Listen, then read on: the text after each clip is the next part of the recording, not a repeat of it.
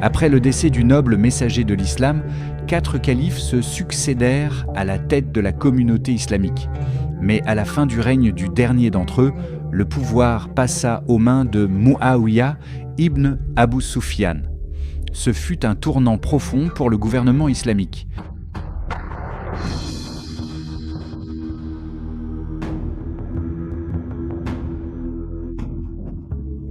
Sous Muawiyah, les critères de gouvernance furent redéfinis. Les dirigeants au pouvoir privilégiaient un islam de façade, sacrifiant ses fondements essentiels sur l'autel de leurs intérêts mondains.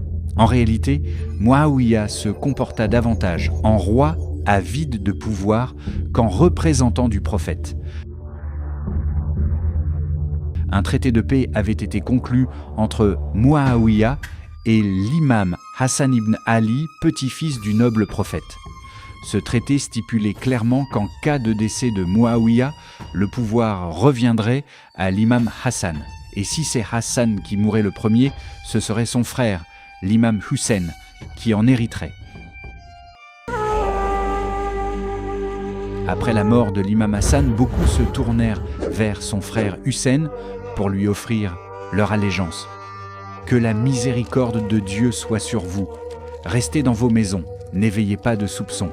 Je réserverai mon avis après la mort de Muawiyah, si Dieu me prête vie jusque-là. Il préserva ainsi la paix et évita toute discorde.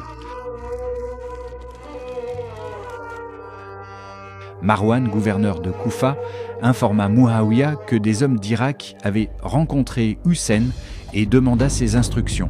Muawiyah répondit « Hussein a passé un engagement avec nous et il n'est pas du genre à trahir sa parole. Ne le touche pas. Mais ses proches sauraient-ils en faire autant ?» Durant son règne de 20 ans, Muawiyah s'employa par tous les moyens à obtenir l'allégeance pour son fils Yazid, une démarche en contradiction directe avec les termes du traité. L'incompétence et l'indignité de Yazid n'étaient un secret pour personne. Même les dignitaires que Muawiyah avait nommés à Médine depuis 9 ans ne parvinrent pas à arracher l'allégeance des notables en sa faveur. Muawiyah se mit alors à distribuer postes et argent aux chefs de tribus pour acheter leur silence et étouffer toute velléité de résistance. Peu avant sa mort, il se rendit une dernière fois à Médine. La première personne qu'il rencontra fut Aïcha, mère des croyants. Comprenant ses intentions, elle protesta et l'exhorta à craindre Dieu. Puis Muawiyah rencontra l'imam Hussein en privé, exigeant son allégeance pour Yazid. Hussein lui répondit sans détour. « Veux-tu tromper le peuple sur Yazid comme s'il était un inconnu ? Yazid s'est déjà bien fait connaître par son comportement. » Muawiyah rentra à Damas, bredouille. Mais l'échec ne le découragea pas. Il lui faudrait de la ruse. Il organisa une mise en scène. Il fit d'abord louer Yazid par un homme, puis ordonna à un groupe de renchérir et de demander publiquement à Muawiyah de désigner Yazid comme prince héritier.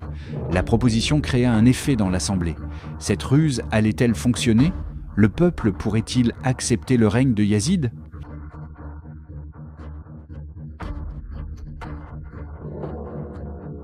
La réponse de l'imam Hussein à Muawiyah fut sans équivoque. « Tu veux imposer Yazid, un homme qui boit de l'alcool et se complaît dans les débauches ?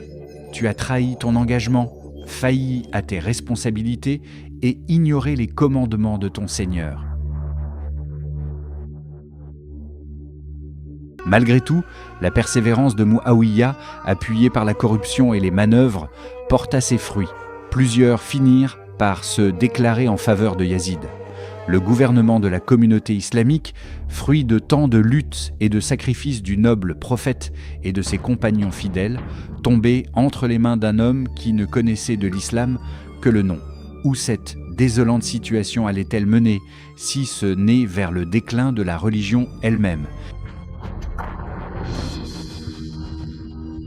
Quelques heures après la mort de Muawiyah, Yazid s'installa sur le trône du palais Al-Azhar à Damas. Il écrivit aussitôt à Walid ibn Oqba, gouverneur de Médine, une lettre nocturne chargée de ruses et de perfidie.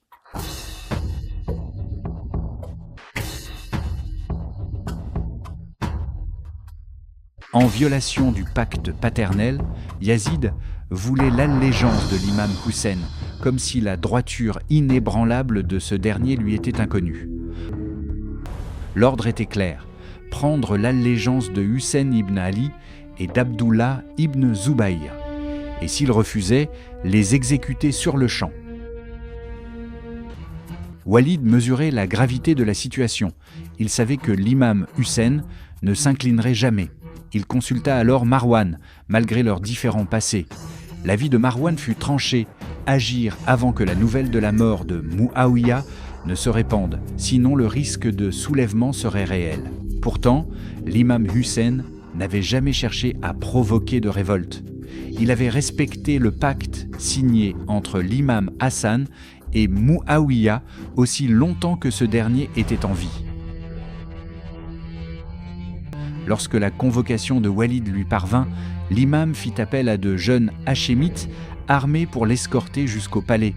Il devait l'attendre dehors et n'intervenir qu'à son appel. L'imam entra. Walid lui apprit la mort de Muawiyah et lui lut la lettre de Yazid. Avide de pouvoir, Yazid voulait écarter tout obstacle, même s'il s'agissait du petit-fils bien-aimé du noble prophète. Marwan pressa Walid d'obtenir l'allégeance sur le champ ou d'en finir avec Hussein. La réponse de l'imam, dans cet instant décisif, révèle toute son intelligence au Amir.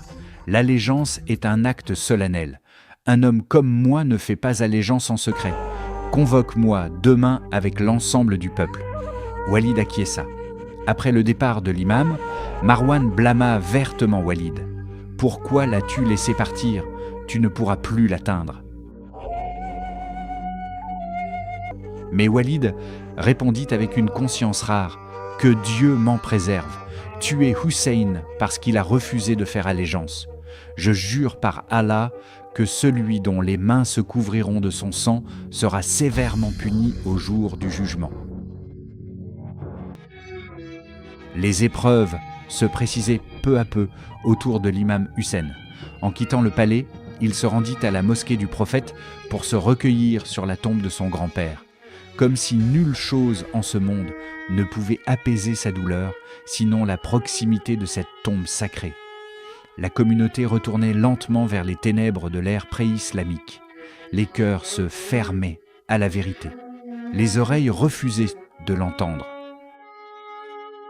Face à lui se dressaient 3 choix impossibles. Premier, protéger la religion et la communauté héritée du prophète. Deuxième, faire allégeance à Yazid, c'est-à-dire légitimer un régime injuste et laisser se dilapider l'héritage prophétique. Refuser en revanche risquer d'embraser la discorde. Troisième, faire face seul à l'ignorance d'un peuple et aux machinations de ses dirigeants. Dans ces heures sombres, qui viendrait en aide à l'imam Hussein? Y aurait-il un seul homme pour se lever à ses côtés?